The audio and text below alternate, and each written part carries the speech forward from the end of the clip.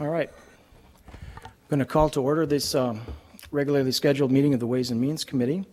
I'm John Quincy, Committee Chair, and joined by Councilmember Yang, Vice President Glidden, and Councilmember Andrew Johnson. So we are a quorum of the committee and continue to do the city's work.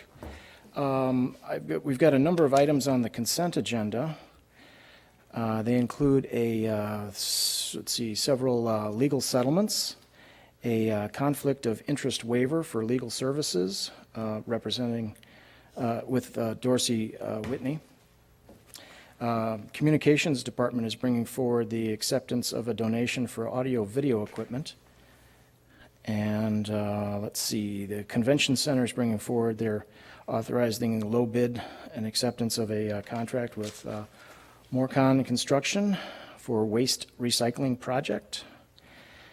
Information Technology Department is bringing forward several items. The first is a Minneapolis Police Department records management system, a request for an RFP issuance. There's the public safety camera installation, a 10-year contract with Xcel Energy, and I think I'm going to change the action from the committee today to be postponing this one cycle. But it will allow some comment. I know Councilmember Johnson would like to make a comment on that. The technology conference donations, acceptance of gifts following organizations for several technology conference participation. And then Finance and Property Services is bringing forward the second quarter gift acceptance, investment management services agreements. And again, I'm going to pull that one just for a brief discussion about the process in that before we vote on the consent agenda, as well as a financial status report. This is the second quarter of 2014 update. It's a receive and file item, but again, we'll be having a quick presentation from Ms. Griffith on that. Nuisance property, grass cutting and related services, an amendment to a contract with Hennepin County for a sentence to serve to provide nuisance property grass cutting services. A Metropolitan Council Transit-Oriented Development Site Investigation Grant Program and Pre-Development Grant Program, accepting and appropriating those environmental grant awards. The Health, Environment, and Community Engagement Committee is bringing forward an amendment to a contract with the Minnesota Department of Health related to the maternal and child home care visiting program.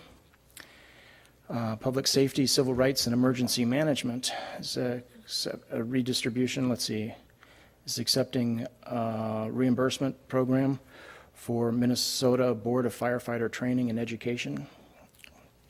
The 2014 Emergency Management Performance Grant, acceptance of that grant award.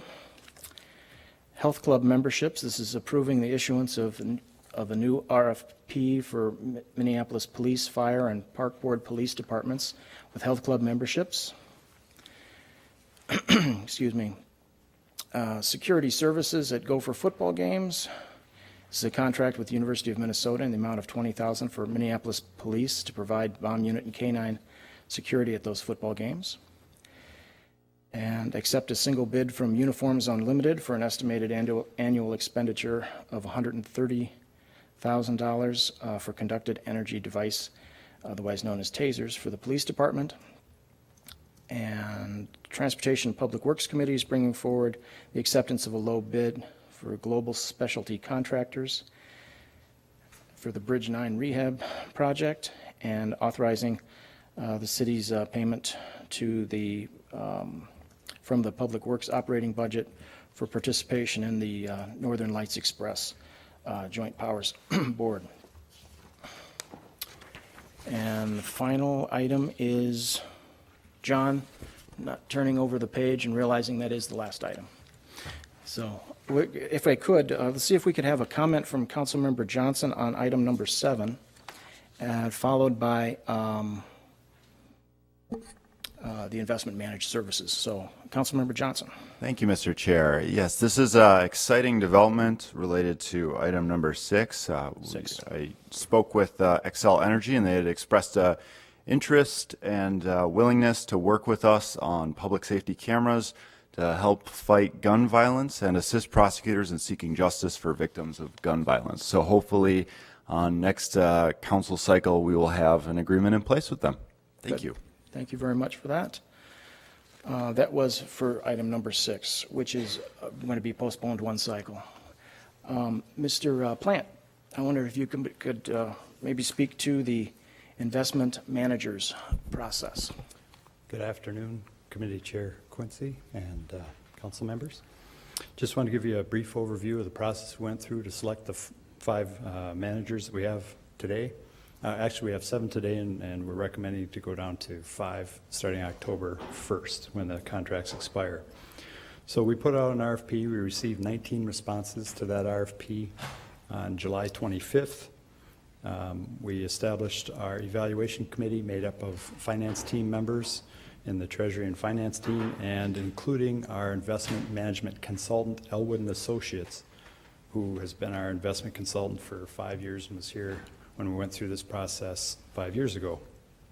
We had Elwood and the city put together a spreadsheet to look at the 19 responses. We had Elwood take the first cut of evaluating the RFP responses with the criteria set forth in the RFP. There were 5 things we laid out in the RFP that were important to the city. First was understanding the City of Minneapolis's investment program and objectives. Second was the experience, resources, and qualifications of the firm and the individuals assigned to the account. Third was an experience of the firm in managing government funds, since we invest almost 100% in government securities. In evaluating the firm's experience, past performance data was considered in the context of the portfolio objectives and constraints, as well as the risks that they took to get those returns. Fourth was the approach to managing the City of Minneapolis investment portfolio. It was pretty straightforward for the existing firms, but for the ones that were bidding new, we wanted to understand how they were going to approach our investment portfolio. And with the new policy that we have approved at this committee and at the city here just a couple months ago, that will be effective also October 1st with the new contracts. And then finally, the cost of services. In addition, Elwood used its own investment manager research criteria to develop the RFPs. They have an extensive database. They do this for a living, and we wanted to tap into that. Outside of these criteria, the committee asked Elwood to also focus on what are the core competencies these firms would bring and whether or not they were aligned with the city goals that we discussed in the policy as well as the RFP. There was a preference for local investment managers for 2 reasons. One, the synergies of having somebody nearby that can help us if we should have any questions.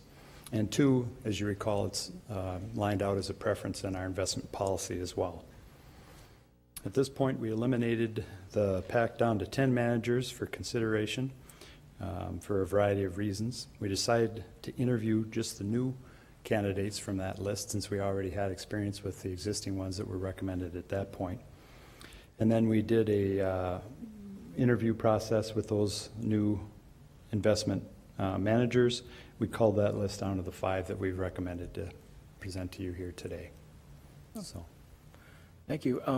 One of the things that changed since the last time we've had our new investment manager RFP was the institution of the responsible banking ordinance and some of the disclosure requirements. I assume all these folks who responded were complying with that disclosure form. Is that correct? that is correct. It was a part of the RFP process, and all 19 respondents submitted their response. Right.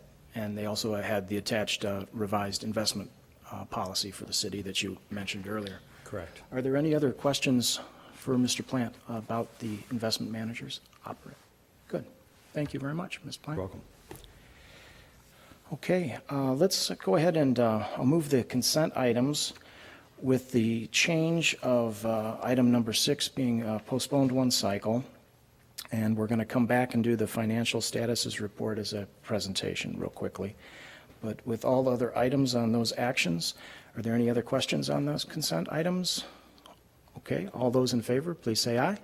Aye. Opposed? And those items are moving forward. So let's go to the next and final item of the agenda, which is just a financial status report.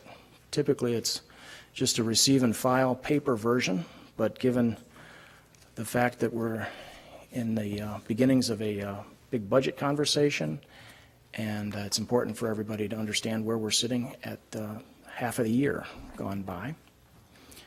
I'm continuing to fill some time while Ms. Griffith gets the presentation up there. Good. No, it's fine. I must be nervous.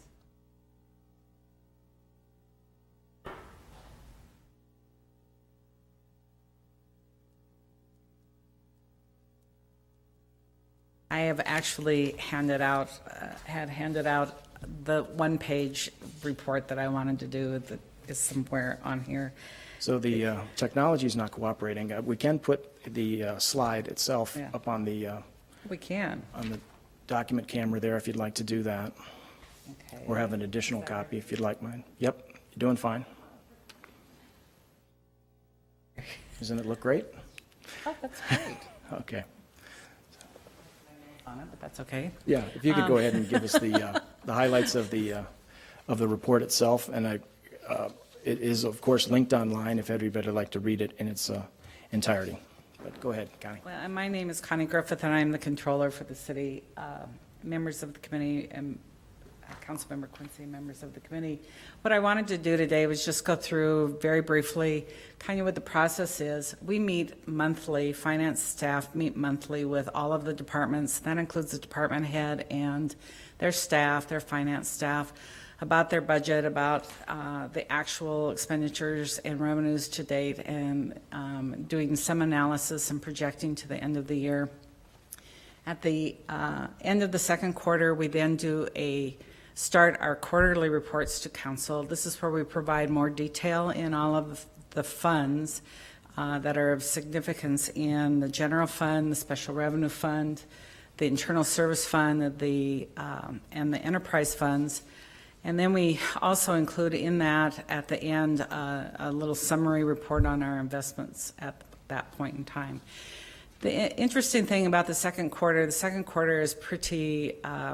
it's pretty early in the process to really know how we're doing by year end. And so a lot of the projections to year end is based on the budget and based on what we are expecting it to have. At this point in time for 2014, we were right on track for year end to be what we had budgeted and what we expected. There will certainly be some changes as we go into the next quarter, and we will be presenting probably a much more with a lot better information in the third quarter. Obviously, as we're getting closer to year end, it'll be clearer. The important thing is for all of you to be looking at these reports as we do them, because you will start learning how the funds work, what is expected in each of the funds, and certainly if there are any concerns or any changes that we're anticipating that may not have been anticipated in the budget process, we would be bringing those to your attention in that report. So this is kind of what we wanted to show you as we go through the process. And then last year we presented right at the beginning of 2014 to all of you the year-end report. The year-end report was based on the numbers we had at that point in time. We then finally close out the year with our comprehensive annual financial report, which is our annual report, the CAFR, that is the more formal document that we have audited and that type of thing. So all of these need to be working together, and you need to be using those to get the information you need on the different funds and the different activities of the city. And that's really all I wanted to present. This leads into, right now, what we're working on is the 2015 budget, and Ms. Christensen would like to speak on that. Ms. Christensen, please. Good afternoon, Chair Quincy and members of the committee. I wanted to take just a minute to segue from Ms. Griffith's second quarter report for 2014 into the upcoming 2015 budget process. I know that many folks are anxiously awaiting the arrival of the extremely large and cumbersome budget book. Staff and finance is diligently working on completing that and should have that available to you and the other members of the council by the end of this week. I did want to also remind everyone that we have, at this point, scheduled the budget hearings for the 2015 deliberations and the individual department presentations, with the first presentation will be held on September 8th, which will give a detailed overview of the overall operating and capital budget, as well as the city's outlook for the debt budget for 15 and beyond. So that will be forthcoming, and wanted to give everyone notice in advance. Great. Thank you very much. Councilmember Johnson. Thank you, Mr. Chair. Just a question on that. Would it be possible to get Excel files of the budget as well? Obviously, it's in a presentation form, but just get them out there so that programmers and developers can also help digest the budget and show interesting ways of visualizing that help make it easier for us to understand some of the proposed changes. Chair Quincy, Councilmember Johnson, we will endeavor to provide it in the most usable format. However, the system that we're using doesn't necessarily easily translate into Excel, so I wouldn't foresee it would be available immediately, but we can certainly work on alternate mechanisms to provide that information to make it more usable. Great, thank you.